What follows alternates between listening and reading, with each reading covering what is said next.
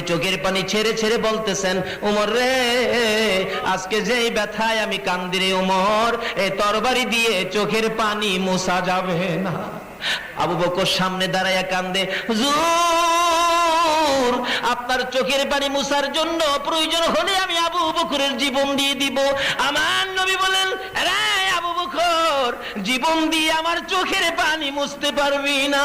এমনি সময় হযরতে উসমান গনি রাদিয়াল্লাহু তাআলা আমার নবীর সামনে দাঁড়াইয়া কান্দে, ইয়া রাসূলুল্লাহ বলুন আপনার চোখের পানি কিসের বিনিময়ে মুছতে পারবো বলুন। ইয়া রাসূলুল্লাহ বলুন, আমি আবু বকর নয়, আমি হইলাম উসমান গনি, কোটি কোটি টাকার মালিক। বলুন আপনার চোখের পানি কি দিয়ে মুছতে পারবো।